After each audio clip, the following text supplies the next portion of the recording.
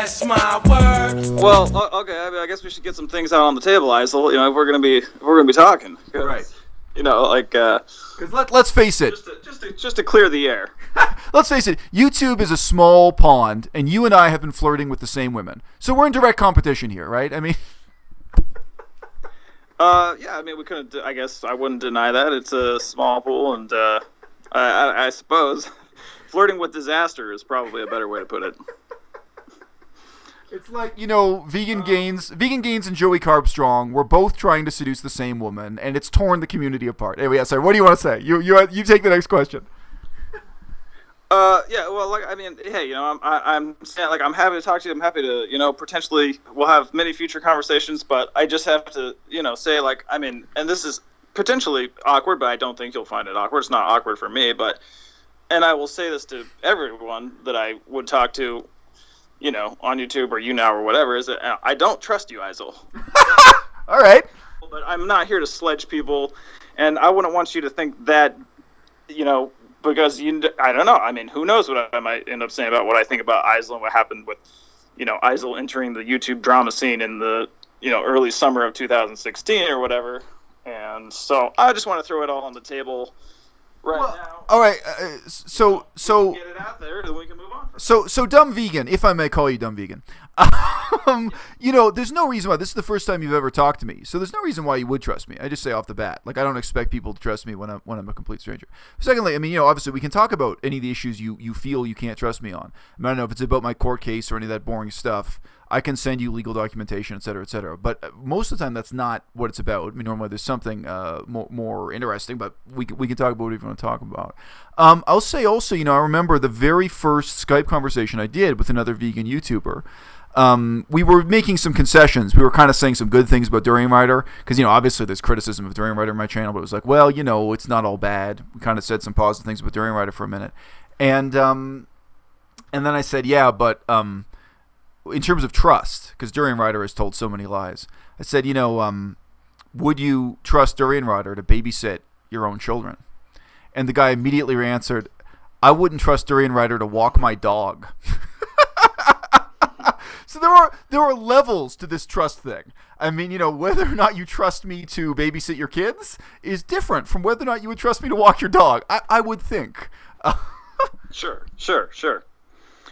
Yeah, no, I mean, I guess I'll put it this way, Isel. I don't buy the Isel story on how Isel got into the YouTube drama. At the same time, okay, interesting. I mean, I'm not suggesting that you're lying, and I don't care. I mean, basically, that's my biggest message is I don't really care. And I just want but dude, I'm here right now, so you can ask me about it. But any of the stuff you don't know, or if you have misgivings about something you're interested in it, by all means, ask me. You know, it's fine. But I mean, so to me, this is interesting because I don't know. Like, you're kind of hinting at something you don't believe or don't trust, but I don't know what that is. Like, I'm just saying, it's not obvious to me what it is you're alluding to. Oh yeah, okay. I guess I would say, like, I think I'll put it this way, Isel. If we were in Las Vegas right now, and I was sitting at the Keno table, and a guy came on the microphone and said, in 1 hour we're going to find out what really happened with Isel, Julia Bohr, Durianrider, you know, that whole thing, and you place your bets now, and by the way, nobody can leave the casino unless they place a bet.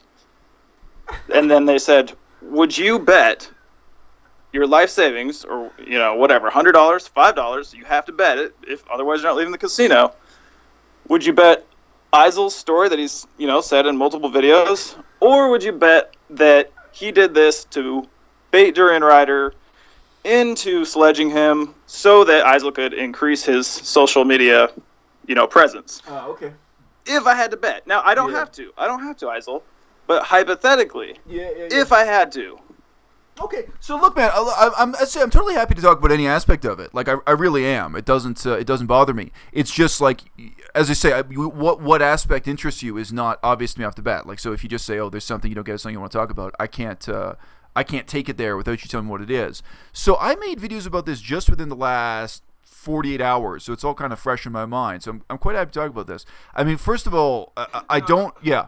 Well, here, let me just stop you there, because it's actually funny, because I was actually watching, I think, the video that you're talking about when I got the notification that you were live. And as I was watching it, I mean, look, man, I don't like. Basically, what just became, all the more clear to me is that I just don't care. I mean, I don't want to talk about it. I don't need to believe you. I don't need to disbelieve you. But I just need to, throw it out there so that later, if you hear me say something, that you don't say, "Oh, well, why didn't Dumb Vegan, ask me about that?" And let's get down to the bare bones of it all. But I mean, like, you've put it out there enough for yourself in the video, so anybody that would listen to this later on, I mean, they don't need to hear you try to convince me. They can make their own, decision on that based on you've done a good job putting out, what your position on all that is, and I'm not trying to grill you on it. That's not no. But look, dude, I don't feel like I'm being grilled. That's what I'm saying. I don't feel uncomfortable at all. I'm totally happy talking about it. But what I'd say in response to what you just said was, it's not fair for you or anyone, I just mean you in general, it's not fair for a person to defame me if they haven't made the effort to hear my side of the story. So my point is just, if you're interested enough to make your own video on the topic, which is fine, you can go ahead. And, your channel is 90% comedy, and there's a lot of comic potential here. So I can totally imagine you wanting to make a comedy video on it. But it's like, there are people who take the time to defame me and to do so in sometimes a very self-righteous way.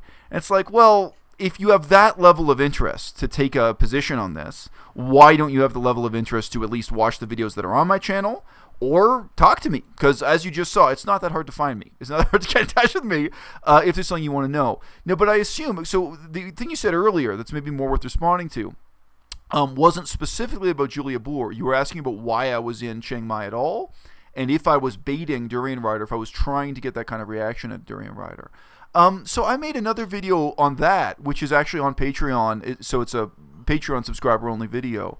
And I mean, I really, like, in that sense, I don't care if you don't believe what I have to say on that issue, because I don't think that's really a bad thing. Now, in reality, the reason why I was in Chiang Mai at that time, the reason why I'm going back to Chiang Mai soon, by the way, too, doesn't have to do with Durianrider. I had a job here in China. I had to get a student visa. I had to go to the hospital. I had technical reasons to be in Chiang Mai. And I've been coming to Chiang Mai, I think, since 2003 or something. I've been coming to Chiang Mai for many, many years.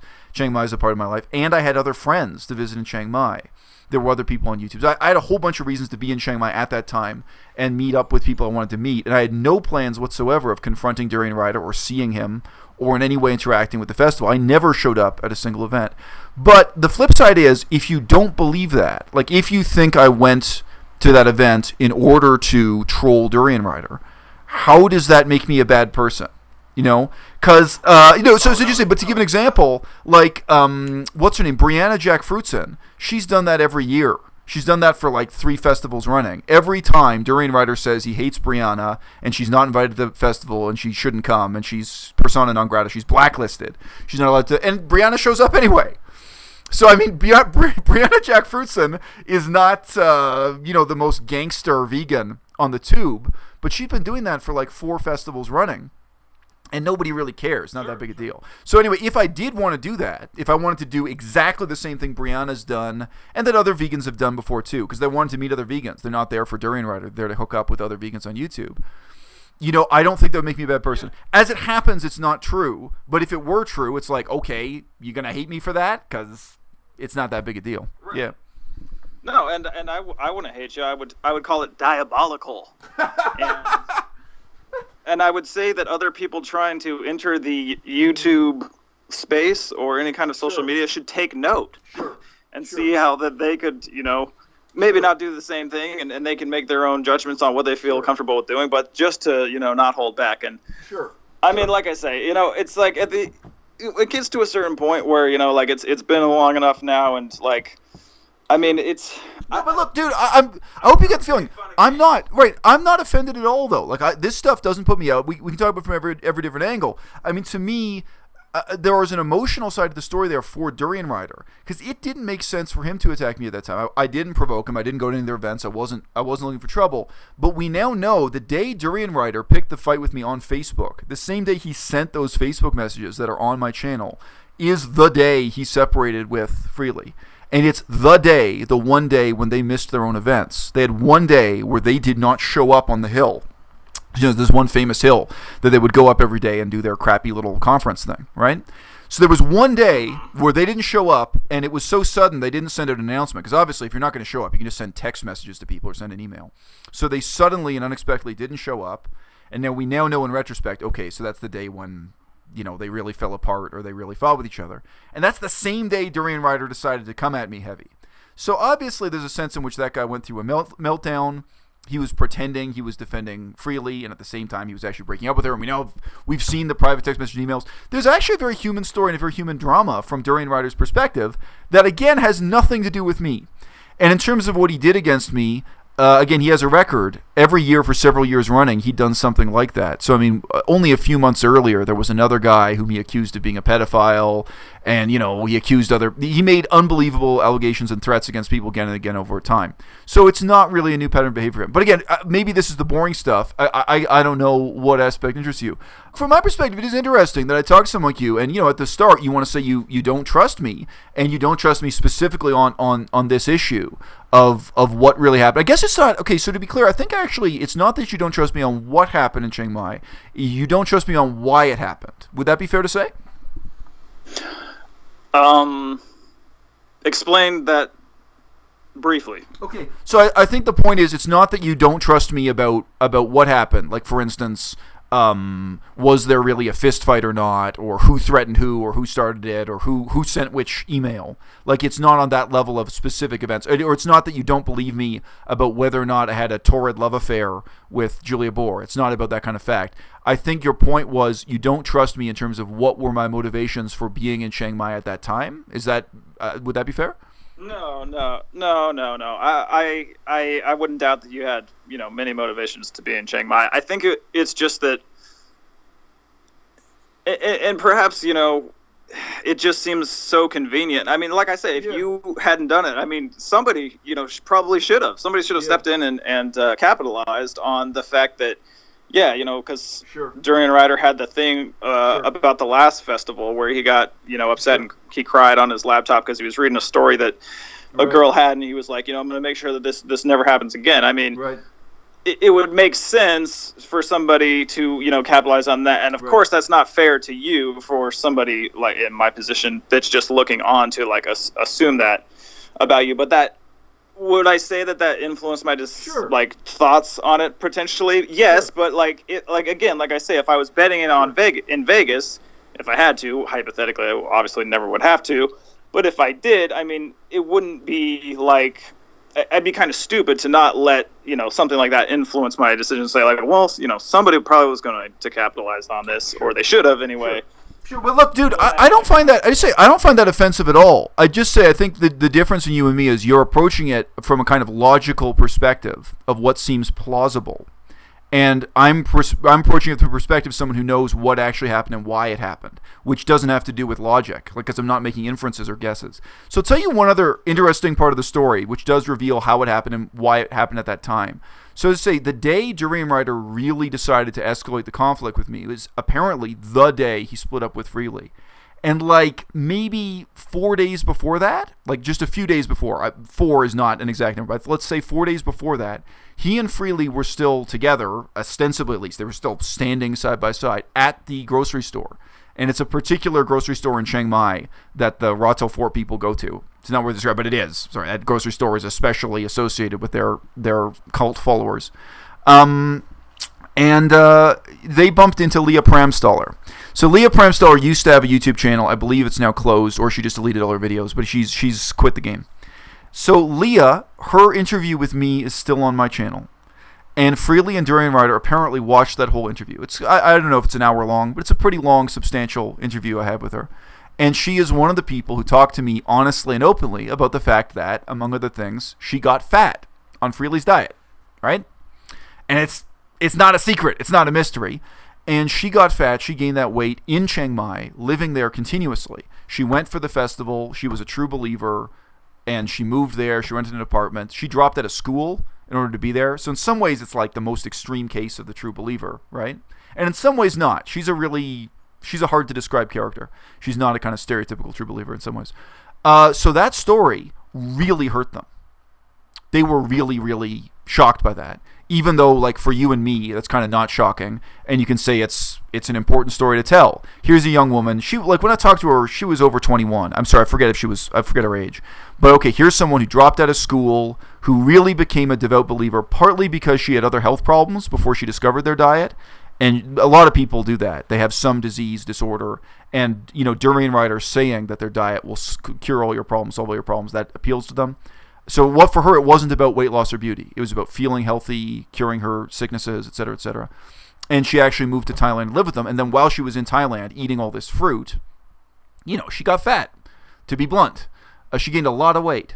Now, again, this shows, in a sense, no offense, how shallow Freely and Durianrider are. There's a lot of things they could be angry about on my channel. They could say, hey, this guy's approach to the history of Cambodia is all wrong. No, not going to happen.